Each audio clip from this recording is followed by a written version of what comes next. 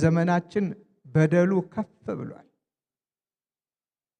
ዛሬም እንደ ይሁዳ የንጹሃን ደም የሚያፈሱ ንጹህ ደም አሳልፈው የሚሰጡ እውነተኛውን ጻድቁን የሚገሉ የሚያስገድሉትን ዓለም ታቅፋለች፣ ሀገራችን ኢትዮጵያም ጭምር። ይሁዳን ለመተቸት ከይሁዳ የተሻሉ ሆኖ መገኘት ግድ ይላል አይደል እንዴ? ይሁዳን ለመተቸት ለይሁዳ ስም ለመስጠት ለይሁዳ ነውር ለመስጠት ከይሁዳ የተሻለ ሆኖ አንድ ሰው መገኘት አለበት። ግን ዛሬ የምናየው ምኑ ነው? አሳልፎ መስጠቱ ያው የዘወትር ሆኖ ይል እንዴ? ሰው የሚሸጥበት ዘመን አልደረስንም እንዴ? ዛሬ አንዱን ብድግ አድርጎ ወስዶ ይህን ያህል ገንዘብ ካላመጣችሁ አታገኙትም የሚባልበት ዘመን ላይ ደርሰን ይላል። እና እንዲህ አይነት ትውልድ ይሁዳን ማማት ይችላል? ይሁዳ አሳልፎ ሰጠ፣ ገንዘቡንም ተቀበለ፣ ገንዘቡንም በተነ።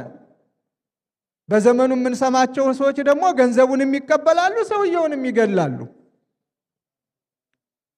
ይሄ በምን መልኩ ነው ይሁዳን የሚያሳማ የሚሆነው? እነ ይሁዳን እኮ የሚያስመሰግን ዘመን እየመጣ ነው። እነ ይሁዳን የሚያስመሰግን ትውልድ እኮ እየተፈጠረ ነው።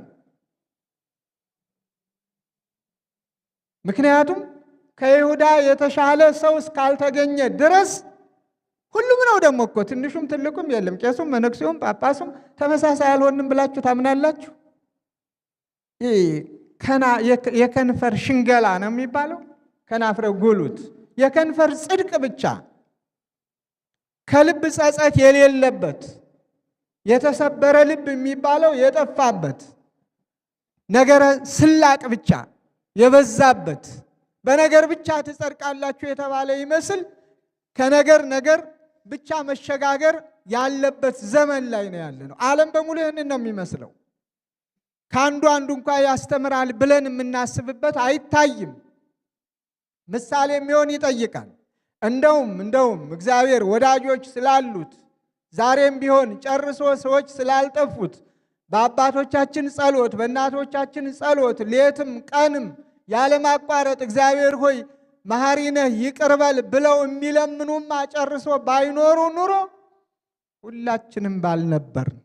ግን ደግሞ እግዚአብሔር ሁልጊዜም ሰዎች አሉት በዚህ መካከል። ስትቀቅሉት ለንፍሮ ባቄላውን ያሁሉ ሰዓት ያሁሉ ፍላት ወርዶበት ምንም ነገር ሳይሆን የሚወጣ የለም።